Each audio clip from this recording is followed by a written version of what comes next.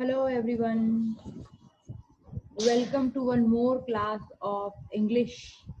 I, Dr. Krishna Patel, welcome you all to the lecture of English, and we are learning effective presentation skills right now. I think it has been quite a while. We have been learning it for almost 6 to 7 lectures now. But the topic is interesting. It is very useful. It is very relevant to all of us, and specifically in today's time, it is one of the most important things for all of us to learn how to deliver the presentation. Uh, as you know, we have started learning it, and we have seen many slides already. We have learned that there are basically 4 steps for learning the presentation skills. They are planning, preparing, practicing, and presenting. Planning, preparing, and practicing we saw, and in the last class we have understood what presenting is.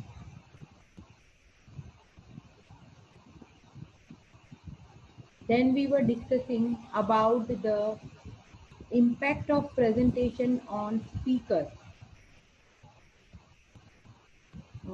Now, firstly, as you can see in this picture, the flaws in presentation, though it is a little exaggerated kind of form that everyone is sleeping before the presenter, but still, we should know what are the flaws, what are the weaknesses of a presentation, and what are the things that should not be done before delivering a presentation or at the time of delivering the presentation. So I have made the list of a few of them. You can see them here.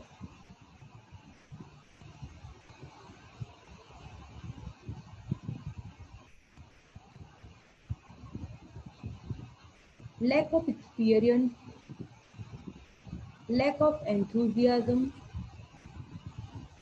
lack of practice, lack of related material, lack of confidence, hesitation, ambiguity in the result that you want to conclude, lack of experience.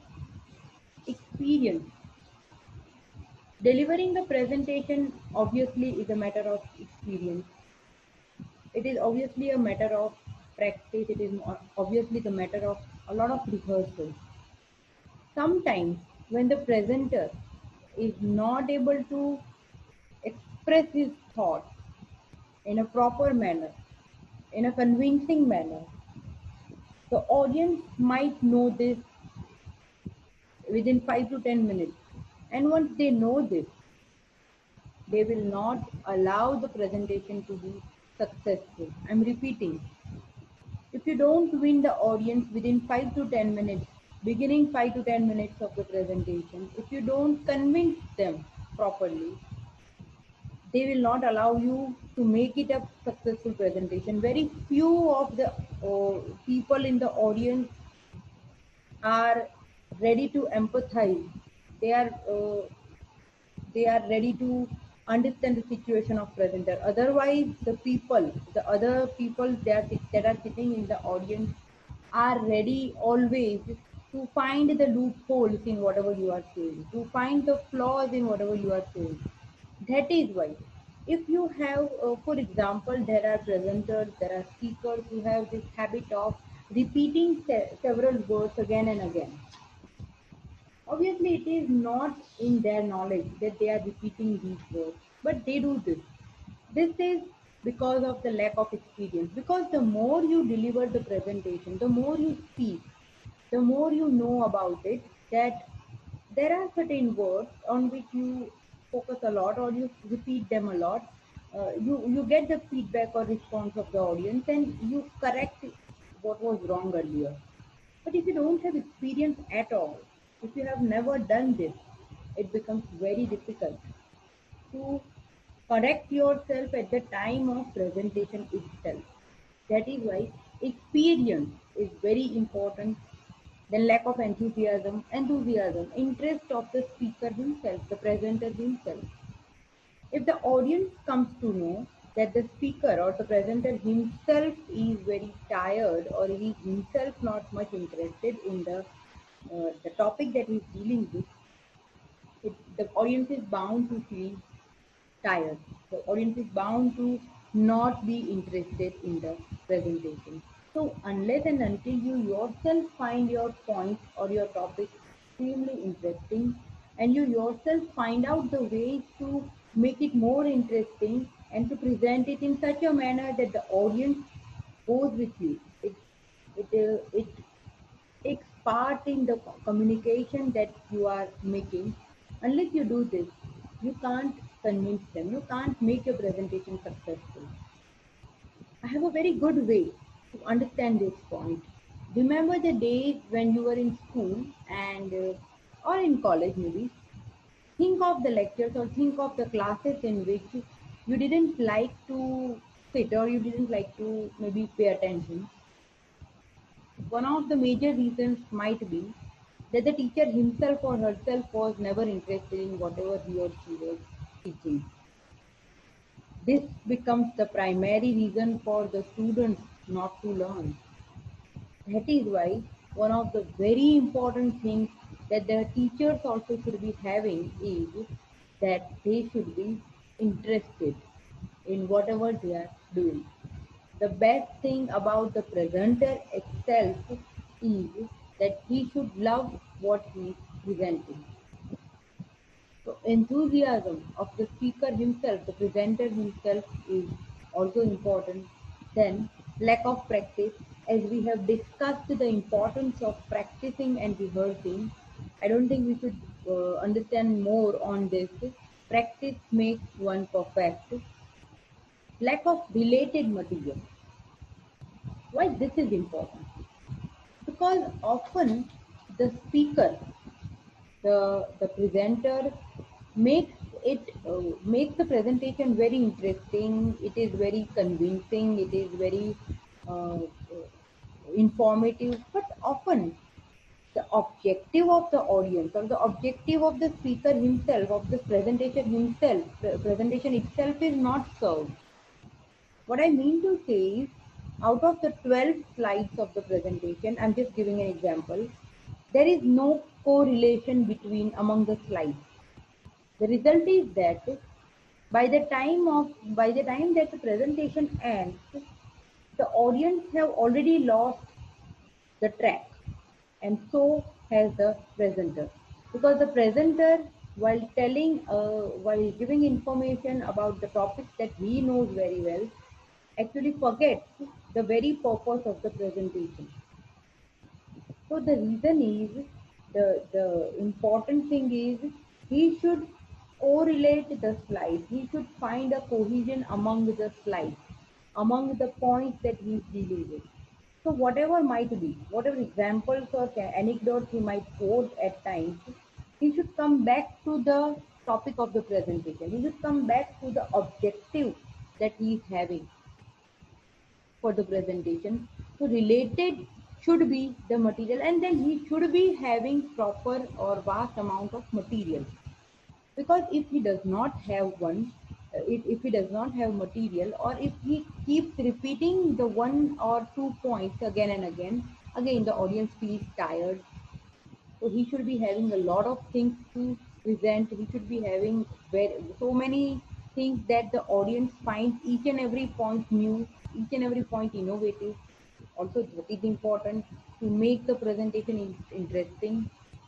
So there should be a lot of related material with the presenter. Lack of confidence, as we have seen in the earlier slide, this one, the visual and vocal impact of the presentation actually is much more important than the written impact or the content that he's having. So the confidence of the presenter, that plays very important role in the success of presentation. However, informative or however interested, however acknowledged the presenter might be, but he but if he is not able to speak whatever he wants to speak properly, if he does not have enough confidence to present his points in a good manner, in an interesting manner, if he hesitates a lot, if there is a lot of hesitation, if he is nervous, if his nervousness is very clear before the audience within the 5 to 10 minutes, the presentation cannot be successful. So, the confidence and the self assurance of the presenter are very important. Then, ambiguity in the results that you want to conclude. Ambiguity, lack of clarity, lack of the ability to give the proper recommendation, that is ambiguity in the results that you want to conclude. That means if you are not able to reach on the point that you wanted to, as you quoted the objective in the beginning of the presentation, there must be a summary or the conclusion that you want to end with. But then, by the time the presentation is over, if you are not able to reach on that point, if you are not able to give the results, produce the results that you wanted to produce, if you are not able to do that, then the audience will not be convinced. So the audience should be convinced. The audience decides whether the presentation is successful or it's a failure. And if you are not able to convince the audience, your hard work of the presentation, that is in vain. So these are the points that you should already work upon, so that you don't have all these things in your presentation. And then the factors of successful presentation, they are: be over prepared, prepare so much that there is no chance, there is not a single chance of remaining unsuccessful or failed. Be over prepared. Rehearse and practice a lot, because if you rehearse a lot, if you practice a lot, you will gain confidence. But again, this is what I discussed at the time of discussing the practice or rehearsal stage. Don't rehearse uh, till the end of the time, and don't rehearse till your presentation is about to begin. That means if the presentation is about to begin at 11 o'clock, you should stop rehearsing by 10 or maybe by 9. Because if you are already tired with the practicing or rehearsing, you will lose that origin of effort. You will lose that interest. You will already get tired. You will already get monotony. Also, that should not be there. So rehearsal and practice is important, but then not before the presentation, before the time of the presentation. Then grip on your topic, your own hold on your topic, your own confidence, your own ability to convince people about what you think. That is your grip on your topic. Also should be well rehearsed, well practiced one. Know your subject properly so that you can answer any questions that might arise in the mind of your audience. In fact, you should present in such a manner that they feel like asking questions, they feel like giving you feedback. Be positive, be positive about your own self, be positive about what you are going to speak. Be confident and be assured on your own way, on your own self, so that you can assure others.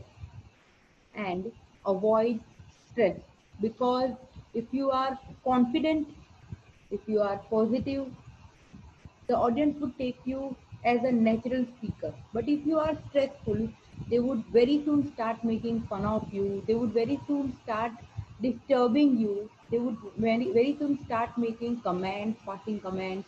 All these things happen. That is why you should avoid stress. Often it happens, and I always tell my students that in the initial stages while you are delivering the presentation, though you are not confident, though you are extremely nervous in your heart, in your mind, don't show it. I'm saying is, in the initial stages, you should pretend to be confident. Also, that helps because at least for that time, your audience does not disturb you. At least for some time, at least for the initial some time, they do not uh, disturb you. And then by the time they start disturbing you, you have already achieved confidence. You have already attained the capability to convince them. So avoid stress right from the beginning. So these are the things you should work on so that your presentation is successful. So here I am concluding this point. Always prepare properly, canalize your fear, and interact with your audience. Actually, before we end, these are the things that the flaws in the presentation basically are the things that the presenter himself should be careful about. And I have already discussed with you the good qualities of a good speaker, of a good presenter. I think almost 2 to 3 lectures ago, I have told you how the speaker or the presenter should be should be working on. So firstly, I think I gave you the characteristics. Firstly, they should arrive and check out the sound system and introduce themselves to audience members during the networking time. So they should be in time. They should speak on a subject that their audience needs to hear. So their their objective and the objective of the audience should be matching. Then they connect with their audience in the first few minutes, so that means the ability to grab their attention. Then the good speakers don't have fear. They never make more than 3 to 4 points in their speech. That means they don't overcrowd their points. They don't speak so much that the audience goes round and round. They make great eye contact and make each person feel attended to, because we know that the great part of the success of your presentation depends on your non-verbal communication. And before closing, they should summarize and reiterate their major points. Uh, at the same time, they should be able to make the presentation an interactive session. Interactive session means a session that has both questions and answers. Because unless and until, see, any one person cannot be attentive to another one person for more than half an hour, because then it becomes monotonous, then it becomes tired.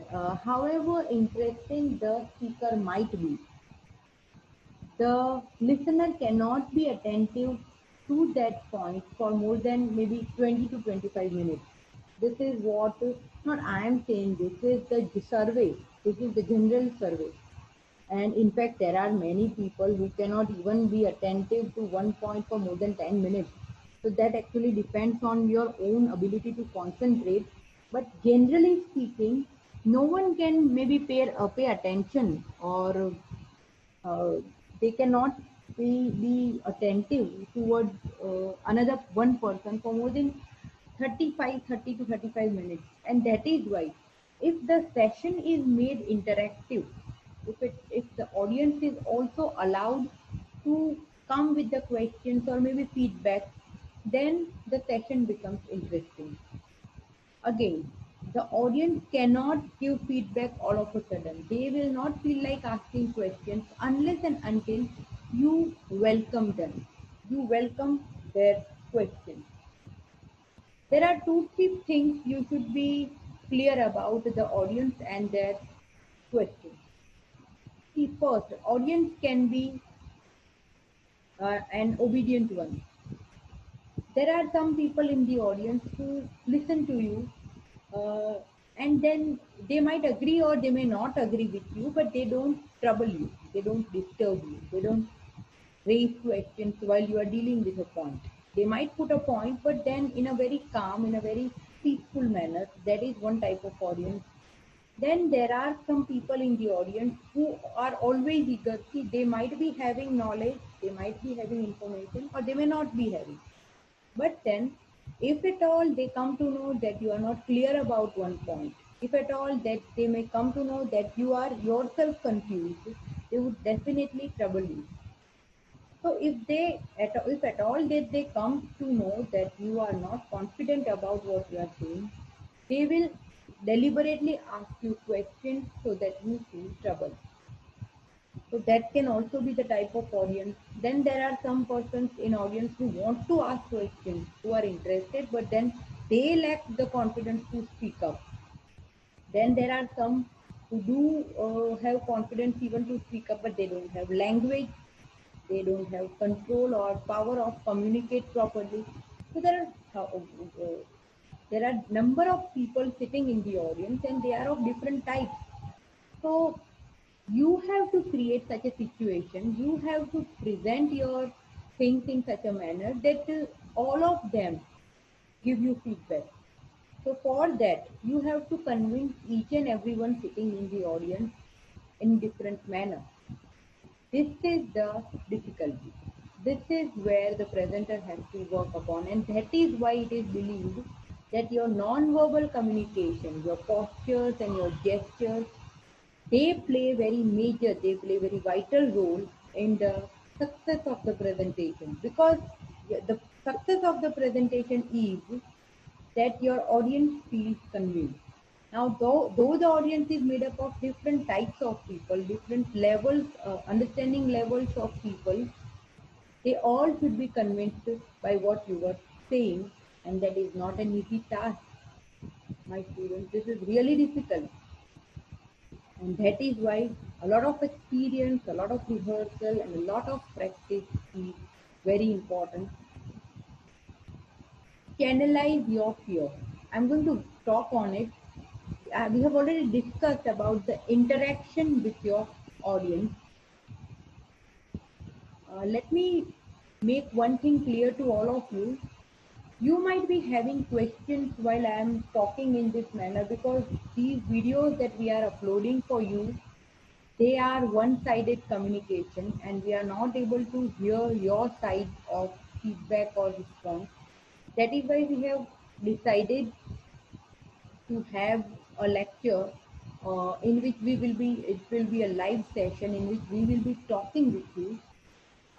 So I request you all to keep a notebook with yourself while hearing the classes, hearing the lectures, so that you can write down the points that you did not understand, or the points where you wanted to ask questions, so that in that live session you can all come and ask me questions. I will be very happy to answer those questions, because the more questions I receive, the more convinced I will be that you are actually listening to what I am saying. So keep cultivate this habit of keep writing all the time. So this is also called the taking of the running notes. It will help you, because if you keep writing at this point right now, you will be able to memorize your answers very easily, and it will greatly help you to achieve a much better concentration power. So keep writing, keep taking points all the time. So we are concluding on this point that we should be always prepared, and we should interact with our audience. Now, what is channelizing your fear? What is channelizing your fear?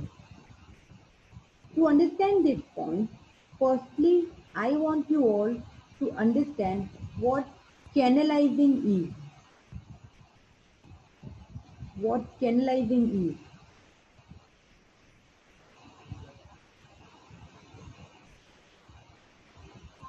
Channelizing, channel we all know. Now, to channelize means to make a channel for.